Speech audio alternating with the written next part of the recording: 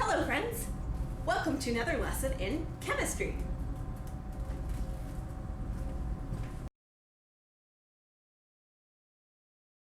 From our previous lessons involving physical properties, chemical properties, physical changes, and chemical changes, we now have a solid foundation to start actually looking at chemicals. This lesson will focus on mixtures and elements and compounds. Let's explore some examples using the knowledge we've already gained. Let's explore mixtures first. Alrighty, first step though, safety glasses. Protect your eyeballs. They are important for seeing. And yes, I do have a cool chain to keep these around my neck. All right, we come across mixtures all the time, even if we don't actively think about it. One mixture, for example, is if we mix sand. So this is chemical grade sand created from a chemical company.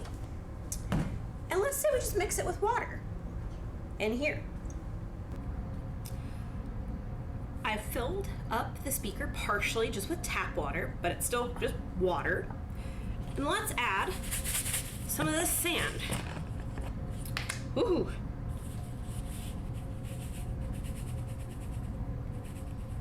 There we go. This is a mixture. We have sand, we have water, and we know from experience if we've gone to the beach that this sand doesn't dissolve in the water. But it's still a type of mixture because the definition of a mixture is when a physical blend of two or more substances.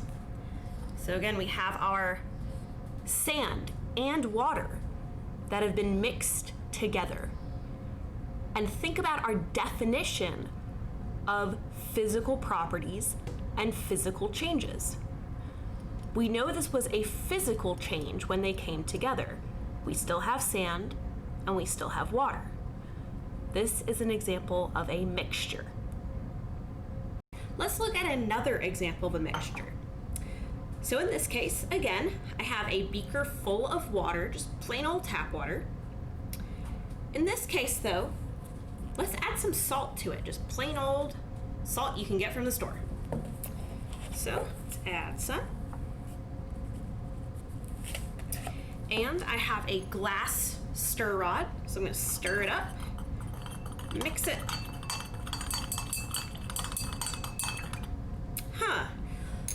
Would you look at that?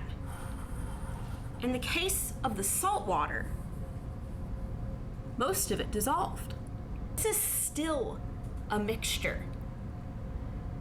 Even though the salt dissolved and we can't necessarily see it in the water, it's still a mixture because it is still a physical blend of two or more substances.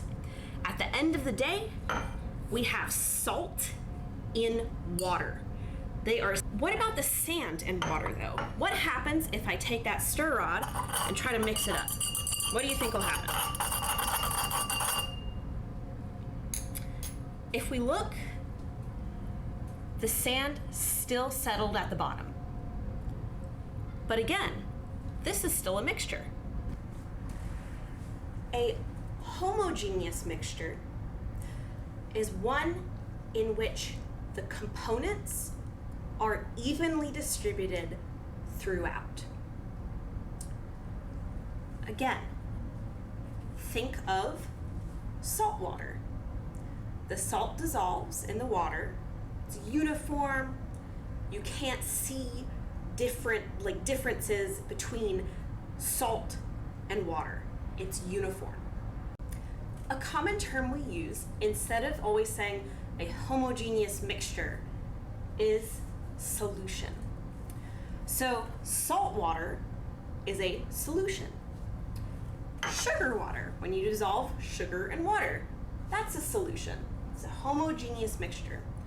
And actually, all of the air around us is also a solution, even though it's a gas. Most of the time, we think of solutions only being liquids, but the air around us is actually a solution. It's not just oxygen. We've now discussed how we can look at homogeneous solutions.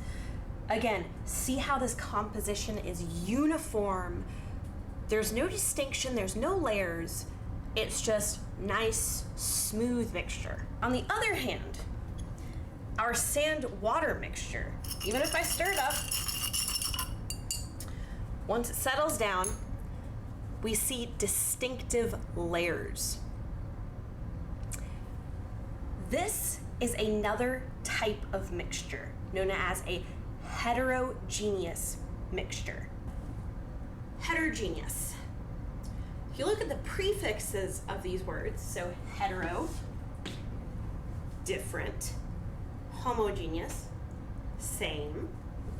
So heterogeneous mixtures have distinctive layers. Again, sand and water. You can see the clear distinction between the two substances. For heterogeneous mixtures, we call these layers phases. So again, think of olive oil and vinegar. You have two distinctive phases.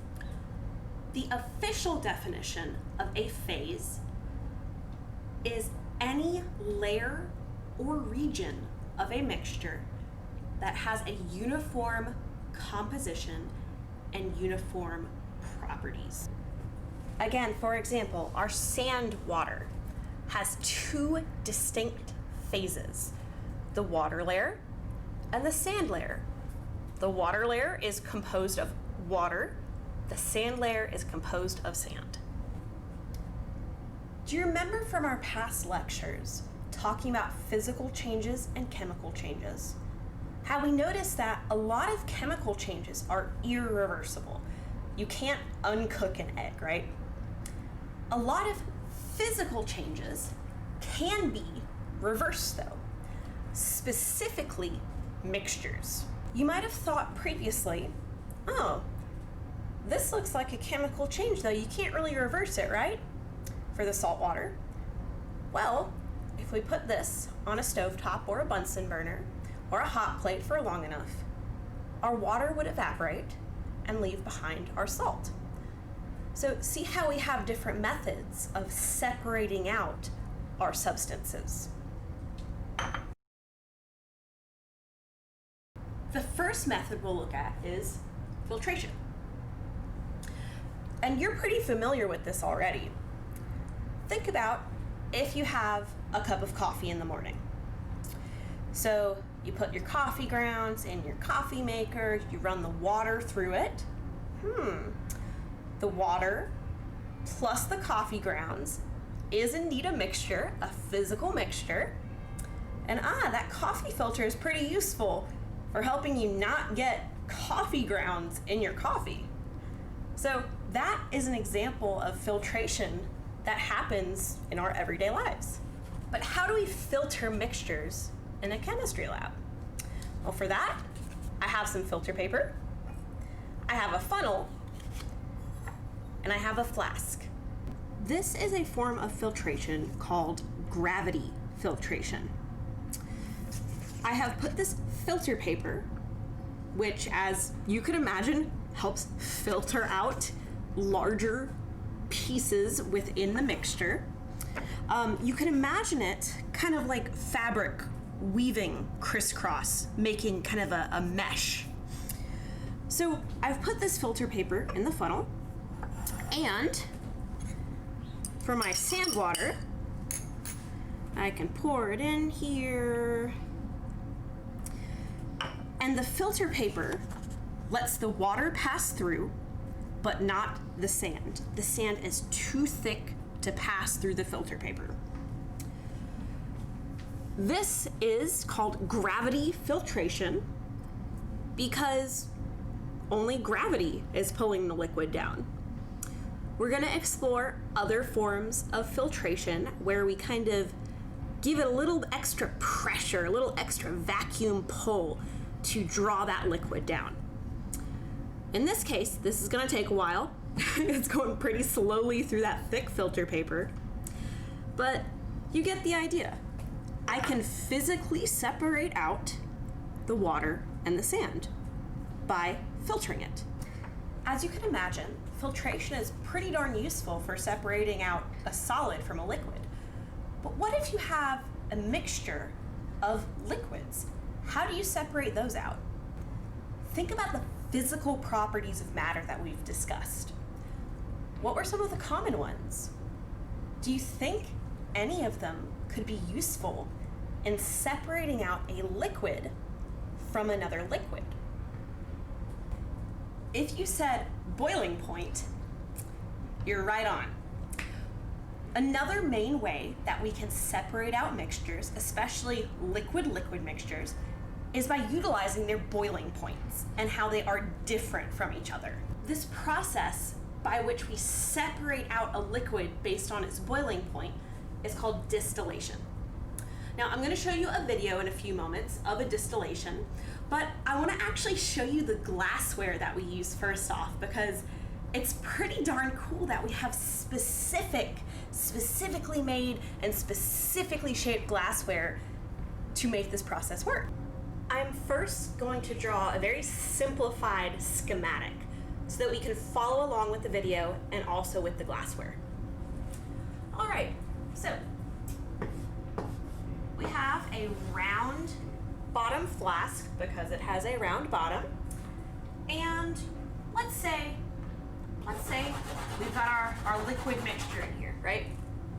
And we want to separate it out. Or let's make it even simpler. Let's say we have water and we want to get any impurities out of the water. So we're gonna basically distill that water out. Okay, so this flask is on some form of hot plate, Bunsen burner, some form of heat.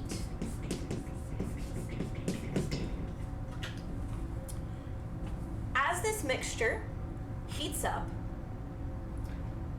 one of the liquids is going to reach its boiling point first.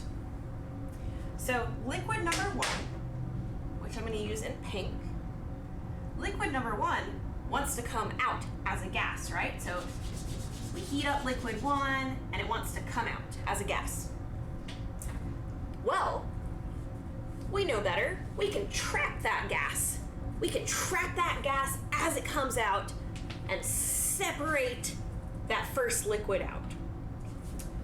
So what we do is we actually connect this flask to a specialized piece of glassware. I'm gonna draw it first. So it looks like a big tube.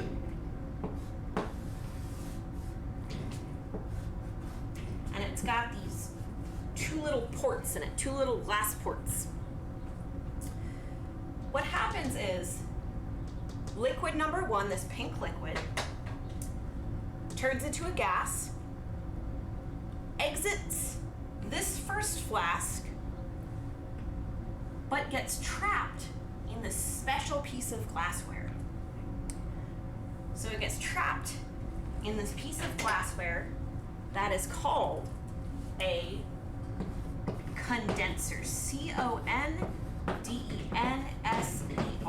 a condenser. Now this condenser is really special because it literally condenses this gas back into a liquid. It does this by cooling the gas as it enters. It's kind of like an air conditioner for the gas. So this condenser cools this gas down, and then, oh look, that gas has now turned back into a liquid and can be collected in a separate container. Voila! We have separated out our pink liquid. You might be asking how this condenser does its magic. And in the video, you'll actually see how this happens. But we basically hook it up to some cold water. It's like cold water cools the glassware. And when that glass gets cooler, this gas gets cooler and turns into a liquid. Again, this is just the simplified conceptual picture. I'm going to show you all a video in a second. But I do want to show you the glassware because it's really darn cool.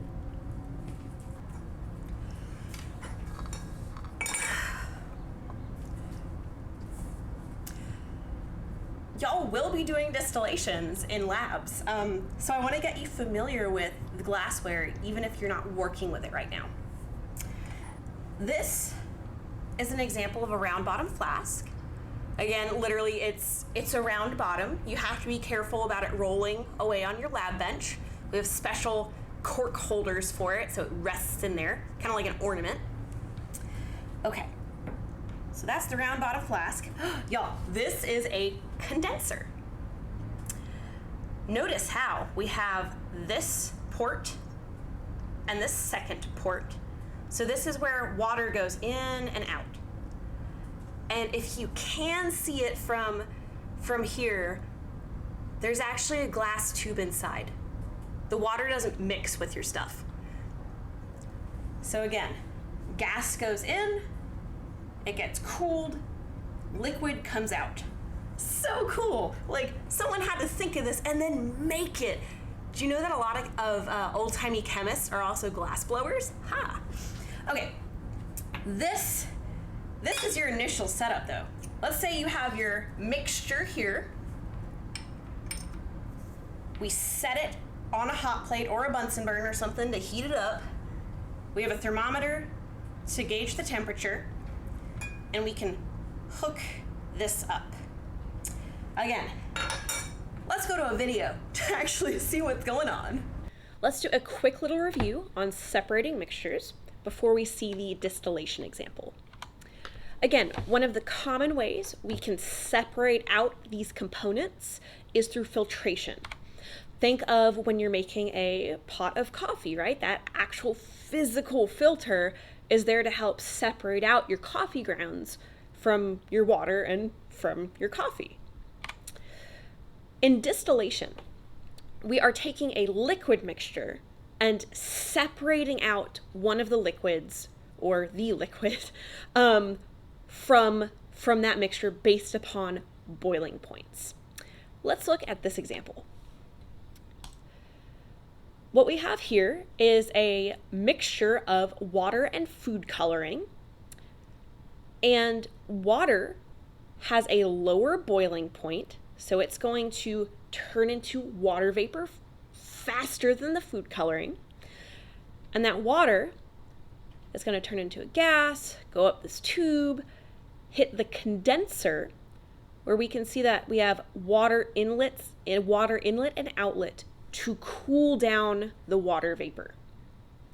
We can see the water vapor condensing back into a liquid and collecting into this other flask. So at the end of the day, when this process is complete, we'll have nice, pure, crystal clear water on our left and the food coloring remaining in the flask on the right. Y'all, isn't this pretty darn cool? Like, science has created so many cool methods of like interacting with the matter around us. And when you think of the word distillation, you might actually think of water distillation, which is this process to help clear out the water of any impurities. So, chemistry in our lives. Next, I want us to practice looking at mixtures and determining if they're heterogeneous or homogeneous. So some cereal in a bowl of milk. Is this heterogeneous or homogeneous? Is it uniform, or is everything uniformly mixed together? Are there separate layers? This is a heterogeneous mixture. We have those physical cereal bits separate from the milk. What about a nice cup of hot chocolate that has been thoroughly mixed. This is a homogeneous mixture. Again, it's thoroughly mixed. It's one uniform tasty phase. But what if we add some marshmallows on top? So we have this hot chocolate with marshmallows. Is this homogeneous or heterogeneous? Now we have two distinct layers. We have the marshmallows that are not fully dissolving and mixing into the hot chocolate. And then we have that uniform liquid layer. This is heterogeneous. Let's look at some more examples. Salad. What is this mixture, heterogeneous or homogeneous? It is heterogeneous because, again, we have all these distinct items. It's not all just, blended together.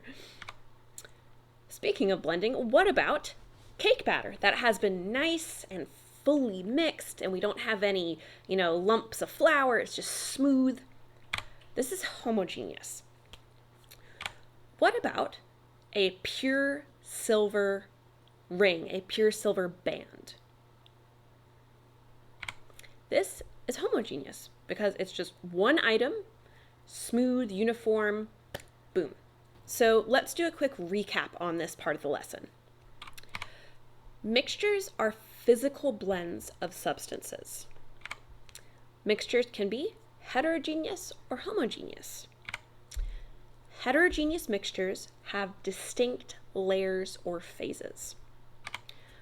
Homogeneous mixtures are uniform throughout. And most mixtures can be separated pretty easily through physical means like sorting, filtering, distilling. We can use a lot of different methods to, again, separate out those components. In our everyday lives, we come across a lot of mixtures and we don't even realize it. So a big part of chemistry is being able to ask questions like, is it a mixture? And designing experiments to test and figure out what that answer is. For example, take this black pen. When we see black ink, we see just black ink, right? You might not think, oh, is this a mixture? Are the inks a mixture? So let's test it, let's see. You might be thinking right now, what experimental technique could you use to separate out ink? And I'm going to show you another new experimental process. We will go more into detail in how this actually really works chemically later on in the course. What I have here is a small beaker, very small, 100 milliliters. I have some 91% isopropyl alcohol. I have a black pen. And I have this special sheet of paper. It's not normal printer paper. This is called a TLC strip. It stands for thin layer chromatography. I'm not expecting y'all to know all the details right now of how this works.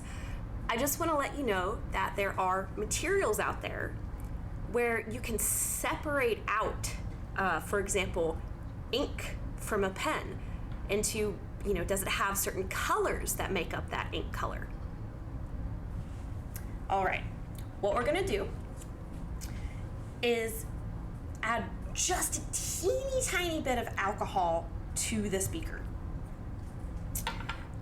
I'm going to mark on this TLC strip a small black dot, just a tiny little bit.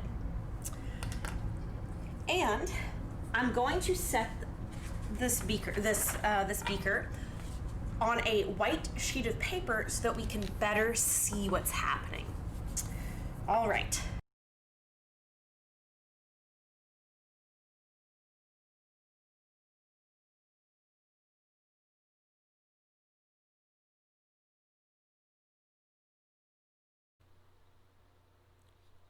Hello friends, this is Miss Duckworth from the future editing this video.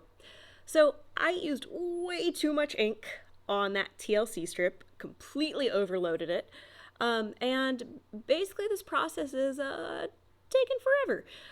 We're going to speed this up, and I just want you to see at least one of the colors that makes up this black mixture. So yes, the black ink is a mixture of other colors. And what you're about to see is not a mistake from the camera. It actually is blue ink that you're going to see separate.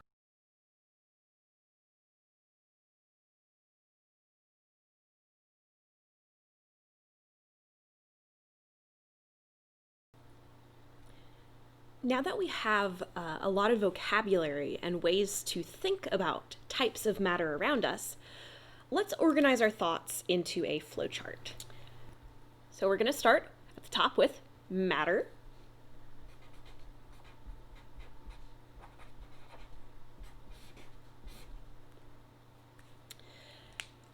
And what we've learned so far in our lesson about mixtures is that if the substance can be separated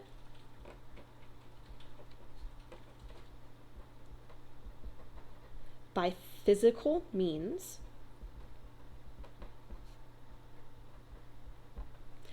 again, this is me, sorting through the different colors of jelly beans or filtering my coffee. Or if I'm in more of a chemical setting, maybe a distillation. So if it can be separated by physical means, that means what we're working with is a mixture.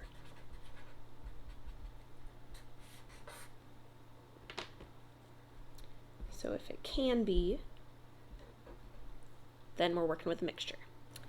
Next up, we learned that if our mixture has a uniform composition, so there's not distinct layers, it looks very well mixed. So if it is uniform throughout, we are working with a homogeneous mixture.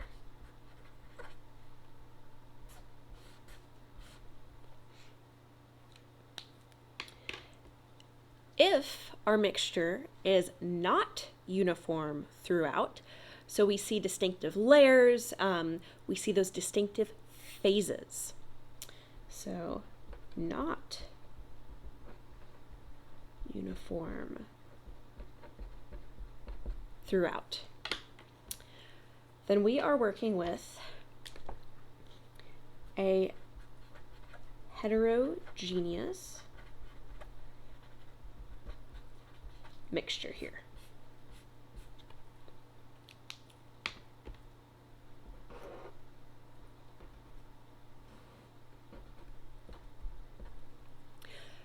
Some examples of a homogeneous mixture include things like salt water.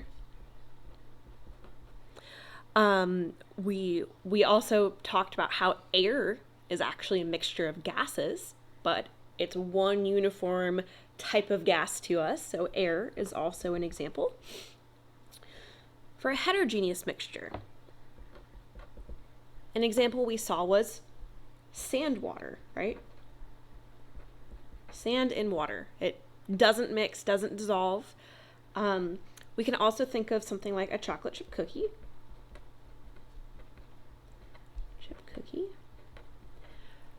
Because again, we have the layer of the actual cookie, and then we also have the chocolate chips that we can distinctly see in a different layer. You might be wondering at this point, oh, well, what about the other side of this flowchart? So if our matter can be separated by physical means, we think of it as a mixture, which can then be a homogeneous mixture, also called a solution, or it can be a heterogeneous mixture. But again, we can physically separate out these components. What if we can't physically separate them out? That's what our next lesson will be on. So yay, we'll finish out this flowchart.